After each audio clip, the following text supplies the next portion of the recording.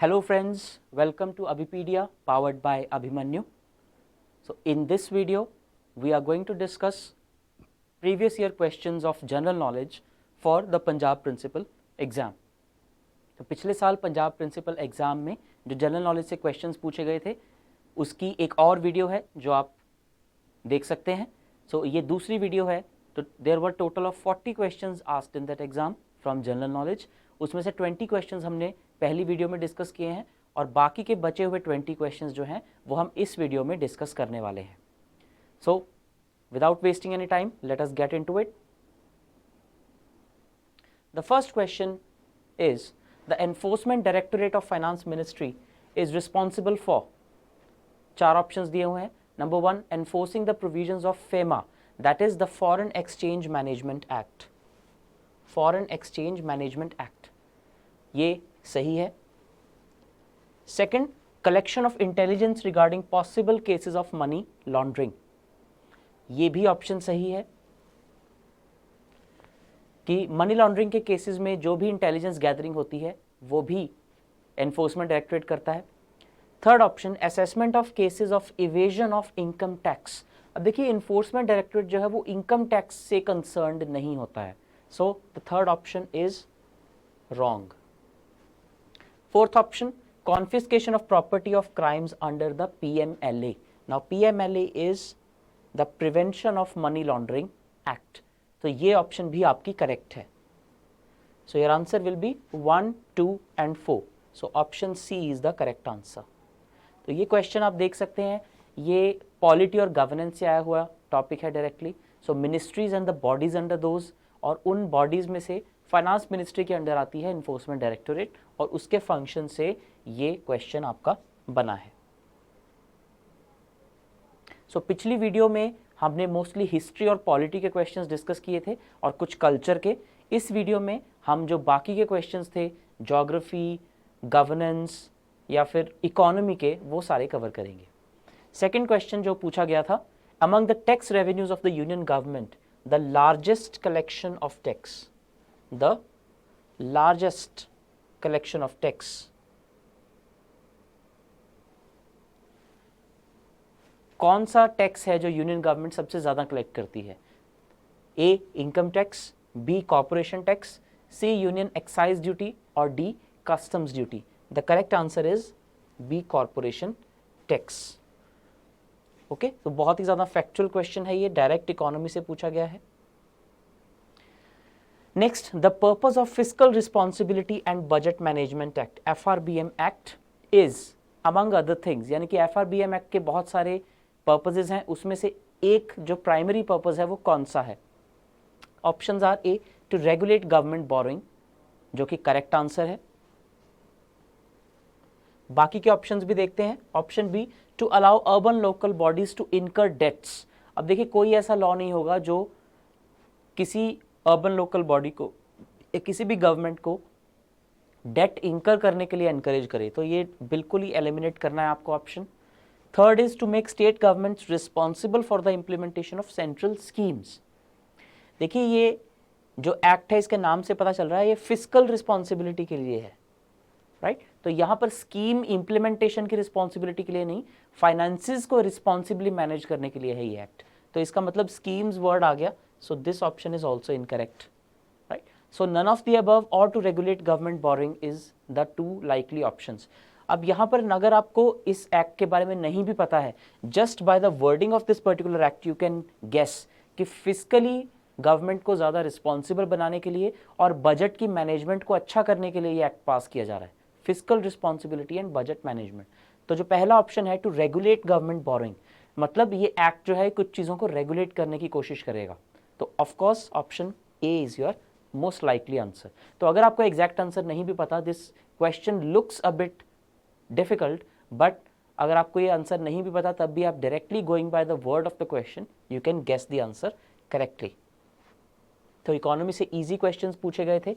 Next question था, which unit of valuation is known as paper gold. Again a very very likely question. तो Indian economy में जब हम international पढ़ते हैं तो उसमें आता है paper gold. Options are A euro dollar, B petro dollar, C. Special drawing rights, or D. Global depository receipt? The answer is C. Special drawing rights. अब पेपर गोल्ड कहने का मतलब इसको ये नहीं है, ना तो ये किसी फिजिकल फॉर्म में होता है, ना ही ये करेंसी है, ना ही ये कोई कॉइन है। स्पेशल ड्राइंग राइट्स एक स्पेशल टाइप का अकाउंटिंग सिस्टम है जो कि इंडिया IMF में चलाता है। सो whenever India wants to use these rights, it can use these rights and it can use these rights for imports. तो इसको पेपर गोल्ड कहा जाता है because it's just like gold जिसे इंडिया कभी भी यूज कर सकता है। तो हर कंट्री के पास कुछ स्पेशल ड्राइंग राइट्स होते हैं जो कि उसका एक पर्टिकुलर अकाउंट चलता है। सो विद द IMF, ये इसका आंसर है। Asia's largest inland salt water lagoon, Asia's largest inland salt water lagoon. As well as the world's largest breeding place for colonies of flamingos, white-bellied sea eagles, jacanas and herons. तो environment and ecology से direct question है। इस तरह के question जो इस exam में पूछे गए हैं वो काफ़ी easy पूछे गए हैं, क्योंकि जब आपको वर्ल्ड्स लार्जेस्ट या एशियाज लार्जेस्ट बोला जाता है तो आपको ये चीज़ें प्रिपेयर करनी आनी चाहिए। They are not asking you to arrange these places in that order और समथिंग। ये आपको डायरेक्टली एक क्वेश्चन पूछ रहे हैं कि दुनिया का सबसे बड़ी कॉलोनी जो है माइग्रेंट बर्ड्स की वो कौन सी है। The options are A Bhitarkanika wildlife sanctuary, B Ranganathittu wildlife sanctuary, C Thattekad bird sanctuary and D Chilika lake bird sanctuary. अब अगर आपको इन दोनों में से कोई एक फैक्ट भी पता है तो आप इसको सही टिक कर सकते हैं।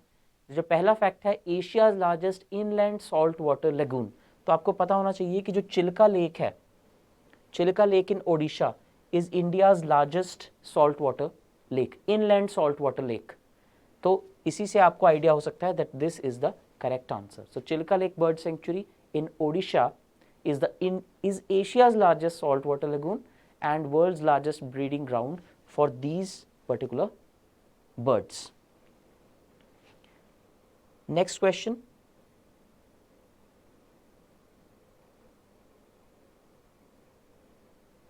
To which of the following animals does habitat destruction due to salt activities? Due to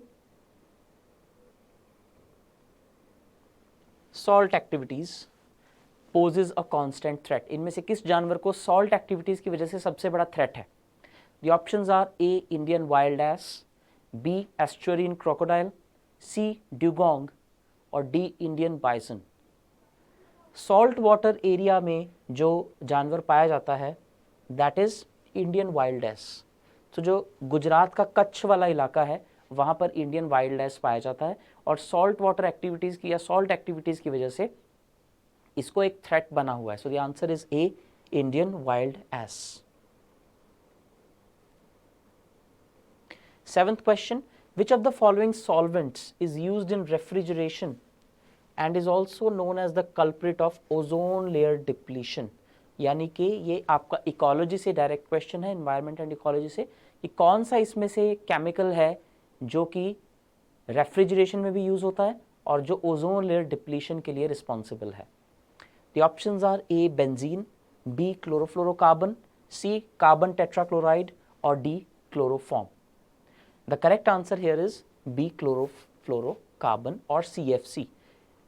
a fairly easy question, काफ़ी आसान ये क्वेश्चन है और इसको क्लोरोफ्लोरोकार्बन को कंटेन करने के लिए बहुत सारी ट्रीटीज साइन की जा चुकी हैं, they are already in operation और काफ़ी हद तक हमने क्लोरोफ्लोरोकार्बन्स को कंट्रोल कर भी लिया है।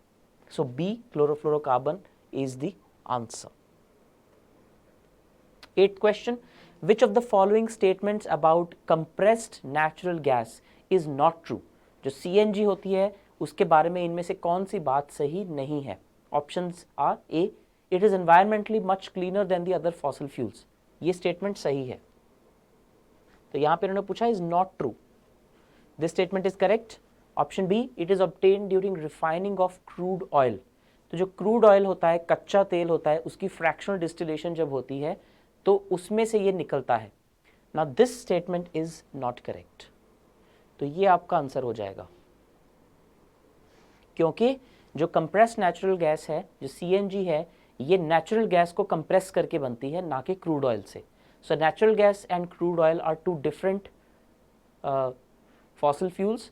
तो नेचुरल गैस से बनती है CNG, ना कि क्रूड ऑयल से. Other options, it comprises primarily methane is correct. Unlike LPG, it is not liquefied is also correct. It's in a bit of powdery form, right? So option B is your answer. Ninth question, why are the pulse crops considered very important for our economy? तो ये आपका economy का भी question बनता है और ये आपका एग्रीकल्चर से भी क्वेश्चन बनता है. तो पल्स क्रॉप्स को ज़्यादा इंपॉर्टेंट क्यों माना जाता है इकोनॉमी के लिए? The options are, statement number 1, they are an important source of protein in our diet. ये स्टेटमेंट बिल्कुल सही है क्योंकि पल्सेस से काफ़ी अच्छे प्रोटीन्स हमें मिलते हैं. Option 2, their water requirement is much less than other food crops. ये स्टेटमेंट भी करेक्ट है. Option C, they do not require nitrogen fertilizers. इनको नाइट्रोजन फर्टिलाइजर्स की ज़रूरत नहीं पड़ती क्योंकि ये नाइट्रोजनस जो already they do not need more nitrogen in the soil, they already have that. तो ये सॉइल से ज़्यादा नाइट्रोजन जो है वो सक नहीं करते, इसलिए जो नाइट्रोजनस फर्टिलाइजर्स होते हैं उसकी भी दालें उगाते हुए, पल्सेस उगाते हुए ज़रूरत नहीं पड़ती. So this statement is also correct. 4, they enrich soil rather than depleting it is also correct. तो पल्सेस जो है वो ये सारे के सारे फायदे होते हैं पल्सेस से. The option would be D, 1, 2, 3 and 4. So all these benefits are there with the pulse crops. 10th question, in the process of dialysis used on patients with affected kidneys, the phenomenon involved is.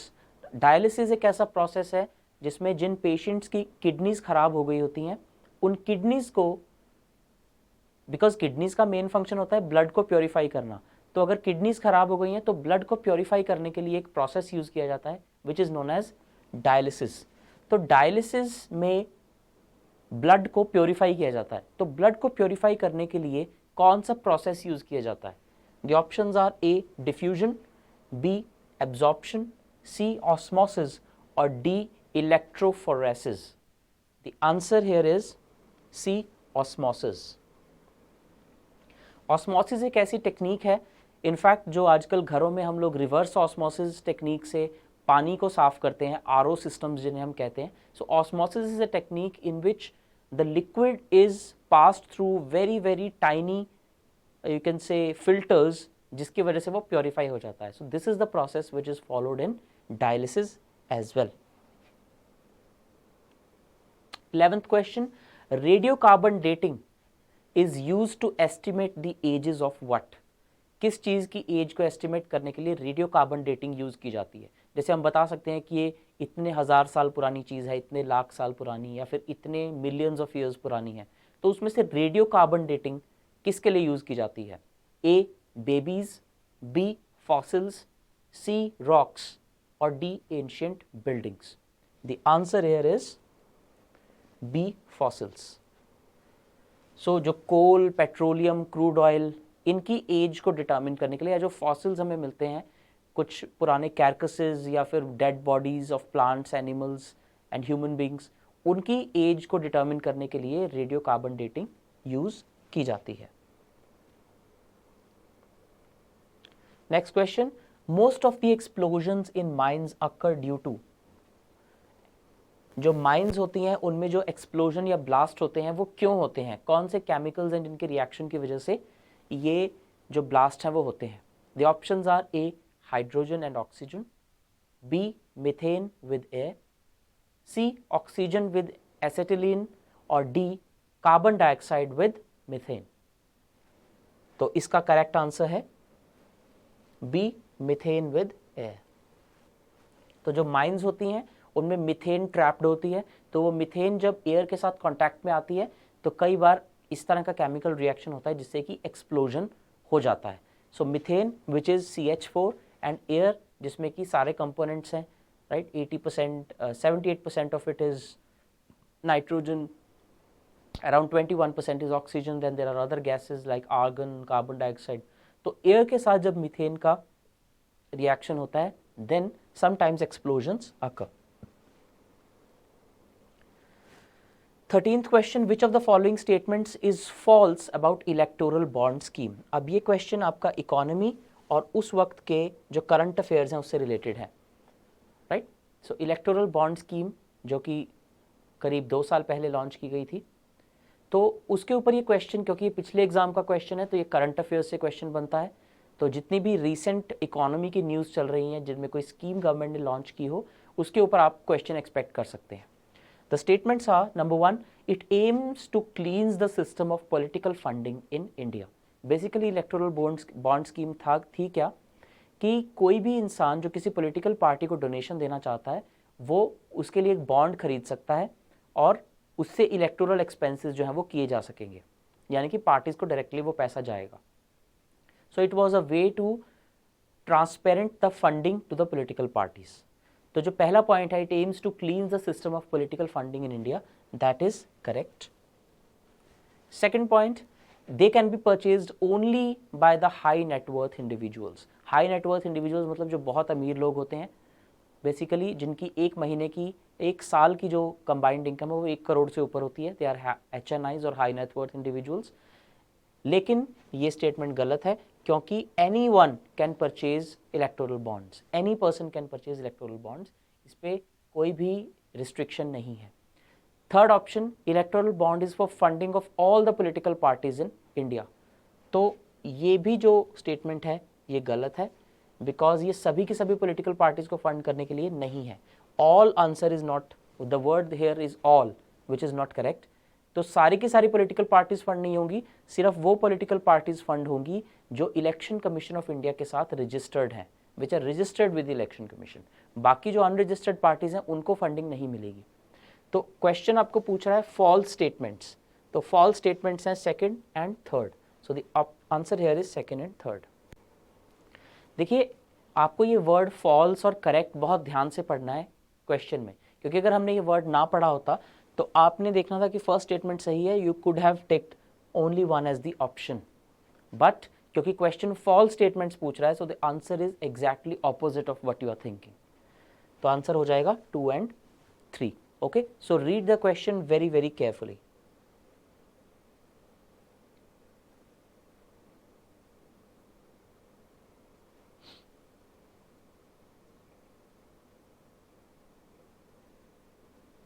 Next question, which among the following countries has the largest diaspora as per the World Migration Report 2018? अब क्योंकि पिछले साल का paper है तो उस वक्त के करंट अफेयर से डायरेक्ट क्वेश्चन है कि वर्ल्ड माइग्रेशन रिपोर्ट 2018 के अकॉर्डिंग लार्जेस्ट डायस्पोरा, डायस्पोरा का मतलब है कि किस कंट्री के लोग दूसरी कंट्रीज में सबसे ज़्यादा रहते हैं, सबसे ज़्यादा एक्सपैट्रिएट्स कौन सी कंट्रीज के हैं। The options are India, Mexico, China and Bangladesh. तो India is the answer. That means world migration report 2018 के अकॉर्डिंग सबसे ज़्यादा इंडियंस हैं जो दूसरी कंट्रीज़ में रहते हैं। वो हमें वैसे ही पता है that Indians are living in Middle East, in Canada, Australia and US. ये 2-3 ऐसे कंट्रीज हैं जिनमें बहुत ज़्यादा इंडियंस रहते हैं। इसके अलावा मिडल ईस्ट कंट्रीज़ में बहुत सारे साउथ इंडियंस रहते हैं। सो the answer is a, India. तो इस तरह की जितनी भी रिपोर्ट्स आती हैं उन रिपोर्ट्स को कौन सी एजेंसी इशू करती है और उसमें कुछ मेजर रैंक्स, यानी कि फर्स्ट कौन आया है, लास्ट कौन आया है, राइट, कुछ इंडेक्सेस आते हैं उनमें फर्स्ट और लास्ट कौन है और उसमें इंडिया का रैंक कितना है और उसे कौन सी एजेंसी इशू करती है। ये कुछ इंपॉर्टेंट फैक्ट्स हैं जो आपको पता होने चाहिए। तो करंट अफेयर से एक क्वेश्चन था। Next is match the following. अब मैच द फॉलोइंग में यहाँ पर एक तरफ आपको पर्सनैलिटीज़ के नाम दिए हुए हैं, कुछ बहुत प्रोमिनेंट पर्सनैलिटीज़, और दूसरी तरफ वर्ल्ड फेमस सर्विस कंपनीज आपको दी हुई हैं। सो टेक कंपनीज और दूसरी तरफ उनके पर्सनैलिटीज़ जो उनके साथ एसोसिएटेड है, बेसिकली उनके फाउंडर्स या फिर उनके ओनर्स। तो ये बहुत ही एक डायनामिक क्वेश्चन है, करंट अफेयर्स में हमेशा रहता है। First is Jack Ma. So Jack Ma is the owner of Alibaba. ये एक चाइनीज़ स्टार्टअप था जो कि वर्ल्ड की सबसे बड़ी कंपनीज में से एक बनकर उभरा। Second is Jeff Bezos. Jeff Bezos जो हैं was the founder of Amazon. So he is the richest man in India right now, Jeff Bezos, richest man in the world actually. Third is Mark Zuckerberg. Mark Zuckerberg was the founder of Facebook, and Warren Buffett, the founder of Berkshire Hathaway, an investment firm. तो ये इसका answer हुआ. तो इसका answer आपका बनेगा 3142. So 3142, option D is your answer. तो इससे हमें क्या पता चलता है कि जो भी प्रोमिनेंट पर्सनालिटीज़ न्यूज़ में है, करंट अफेयर्स में जो पर्सनालिटीज़ हैं वो किस चीज़ के साथ एसोसिएटेड हैं, वहाँ से भी आपका क्वेश्चन बन सकता है. ज़रूरी नहीं है कि सिर्फ इस तरह के क्वेश्चन ही पूछे जाएं. You can be asked multiple questions, like एक तरफ आपको स्पोर्ट्स पर्सन्स के नाम लिखे और दूसरी तरफ उनकी नेशनैलिटी मेंशन की हुई हो. So you should know some prominent sports persons and from which countries do they belong. Next, direct question current affairs से, स्वयं. What is स्वयं? तो ये एक स्कीम गवर्नमेंट ऑफ इंडिया ने लॉन्च की थी, Swayam, study webs of active learning for young and aspiring minds. Swayam, it's actually an acronym, SWAYAM, study webs of active learning for young aspiring minds. तो ये क्या है? Number 1, an open online course initiative, which is the correct answer. Second, scholarship scheme for differently able children, no. Scheme to encourage participation of girls in technical education, no.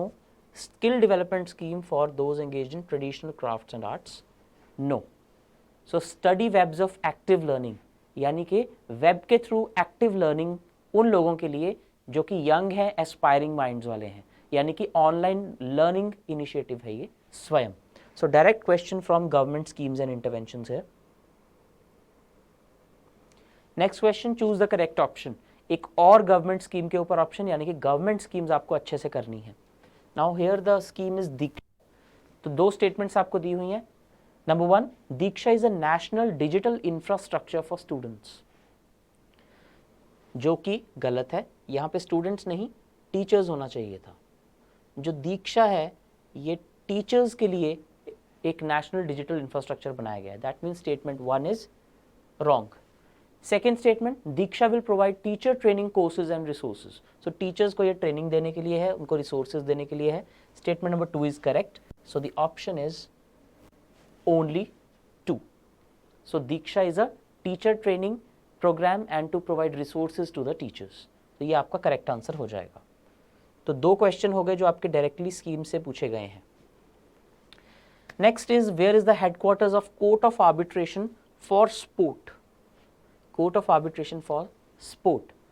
अब ये question भी आपका current affair से बनता है, क्योंकि 2018-19 में उस वक्त जो है पूरी दुनिया में काफ़ी सारी डोपिंग की कंट्रोवर्सी चल रही थी. सो डोपिंग की कंट्रोवर्सी में कुछ इंडियन स्पोर्ट्स पर्सन्स का भी नाम आया था, तो उनको बैन कर दिया गया था. Various international bodies had band Indian shooters, boxers, athletes. तो उसके अगेंस्ट उन्होंने अपील किया था court of arbitration for sport में, कि स्पोर्ट्स में अगर किसी के साथ कुछ अनफेयर होता है, they can appeal against that decision in the court of arbitration for sport. तो ये करंट अफेयर्स में था. सो इसलिए ये क्वेश्चन पूछा गया है. The options were A, United States of America, B, Switzerland, C, China और D, Denmark. The answer is A, B, Switzerland. मतलब जितनी भी इंटरनेशनल बॉडीज या इंटरनेशनल ऑर्गेनाइजेशंस न्यूज़ में रहती हैं, उनके ऊपर आपको क्वेश्चन पूछा जा सकता है. सो करंट अफेयर से अच्छे क्वेश्चंस पूछे गए हैं. Consider the following pairs. एक ट्रेडिशन बताया गया है आपको कि वो ट्रेडिशन है और वो किसी एक पर्टिकुलर स्टेट में फॉलो होता है. तो इनमें से कौन से पेयर करेक्टली उस ट्रेडिशन को बता रहे हैं? First is Gatka, a traditional martial art of Kerala. अब क्योंकि ये पंजाब का एग्जाम है, तो गतका जो है हमें पता होना चाहिए. Gatka is a traditional martial art of Punjab. तो केरला लिखा है तो इसलिए ये गलत हो जाएगा. Second is Madhubani, a traditional painting of Bihar. Madhubani Bihar की एक बहुत ही फेमस ट्रेडिशनल पेंटिंग है, which is correct. C, third option है. अब देखिए, अगर आपको थर्ड ऑप्शन के बारे में नहीं भी पता, थर्ड जो है वो थोड़ा सा अनकन्वेंशनल ऑप्शन है. पहले 2 तो बहुत ईजी थे, third one is a bit unconventional. Singhe Khabab Sindhu Darshan festival, Jammu and Kashmir. वैसे तो अगर आप थोड़ा सा इसको कॉन्सेंट्रेशन से करेंगे तो आप देखेंगे सिंधु वर्ड। नाउ सिंधु मतलब इंडस नदी से आया है। ये इंडस नदी इंडिया में सिर्फ और सिर्फ एक ही स्टेट से पास होती है, which is Jammu and Kashmir. तो इसका मतलब ये ऑप्शन भी करेक्ट है।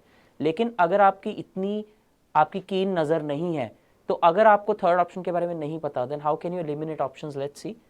आपको अगर पक्का पता है कि first is not the answer, that means this option is eliminated and this option is eliminated, then you are sure that the second option is correct. तो यानी कि सिर्फ यही एक ऑप्शन बचता है, तो ऑटोमेटिकली आपको पता चल जाएगा कि option 3 is also correct, right. तो ये भी एक तरीका होता है बाय द एलिमिनेशन मेथड। फिर भी आपने ध्यान से, कोई भी चीज़ आपने कभी नहीं सुनी तब भी आपने उसको ध्यान से पढ़ना है। उसमें से एक भी कीवर्ड अगर आपको क्लिक कर गया, from your peripheral knowledge you can answer that question. जैसे यहाँ पर सिंधु वर्ड है, सिंधु दर्शन फेस्टिवल। सिंधु मतलब इंडस नदी से, सिंधु नदी से आया है, और इंडस नदी सिर्फ और सिर्फ जम्मू कश्मीर से पास होती है। So your answer is C, 2 and 3। Last question जो उस एग्जाम में पूछा गया था। So with this we will complete our 40 questions. Choose the correct pairs. यहाँ पर प्रोटेक्टेड एरिया बताया गया है और वो किस चीज़ के लिए फेमस है या किस एनिमल के लिए फेमस है। First is Bhitarkanika in Odisha, famous for salt water crocodile. This is correct. अब ये जो है, ये इसमें अंडरस्टैंडिंग वाली कोई ज़्यादा बात नहीं है, ये इट्स अ फैक्चुअल क्वेश्चन, तो आपको पता होना होगा या फिर नहीं पता होगा। जैसे अगर काजीरंगा नेशनल पार्क की बात करें, तो अगर आपको काजीरंगा सुनते ही वन हॉर्न राइनोसॉरस याद आता है तो ठीक है, अदरवाइज आपको नहीं पता होगा। It's a factual question. Second is desert national park Rajasthan, great Indian bustard, which is again correct. तो ग्रेट इंडियन बस्टर्ड जो है वो डेजर्ट नेशनल पार्क राजस्थान में पाया जाता है, सबसे फेमस है वहाँ का। Third is Eravikulam Kerala, for hoolock gibbon. अब ये जो ऑप्शन है ये गलत है, क्योंकि यहाँ पर हुलॉक गिबन नहीं, बल्कि यहाँ पर नीलगिरी ताहर के लिए ये फेमस है, नीलगिरी ताहर। सो जो ऑप्शन सी है आपका ये गलत है। सो ऑप्शंस में पूछा हुआ है choose the correct pairs, the answer is 1 and 2, B option 1 and 2। तो ये थे आपके 40 क्वेश्चंस जो कि पंजाब प्रिंसिपल एग्जाम में पिछले साल पूछे गए थे। So I hope these videos were very helpful to you. History, culture, polity, environment ecology and economy, उसके अलावा करंट अफेयर्स, इन एरियाज़ को आपको अच्छे से प्रिपेयर करना है। इनमें भी आपको ज़्यादा एनालिसिस पार्ट में नहीं जाना है, because the questions asked were mostly straight forward from your facts. तो फैक्ट बेस्ड क्वेश्चंस जो हैं उन्हें आपने अच्छे से करना है। Since the time between now and the exam is very less, करीब 1 महीने का वक्त आपके पास है, बिकॉज दिसंबर के स्टार्टिंग में एग्जाम अनाउंस हो गया है। तो इसलिए आपको फैक्ट बेस्ड क्वेश्चंस को अच्छे से करना है और आपको रिवीजन पे ज़्यादा ध्यान देना है। वन वर्ड आंसर्स जो है वो आपको अच्छे से प्रिपेयर करने हैं। और जो हमारी दूसरी वीडियो है जिसमें हिस्ट्री और पॉलिटी हमने डिस्कस किया है, वो वीडियो भी आप ज़रूर देखिए, ताकि आपको आइडिया हो जाए कि आपको रिवीजन किस तरह से करनी है। So this was all about the previous year questions analysis for Punjab principal exam. Do like, subscribe and share to our channel, and all the best for your exam. Thank you.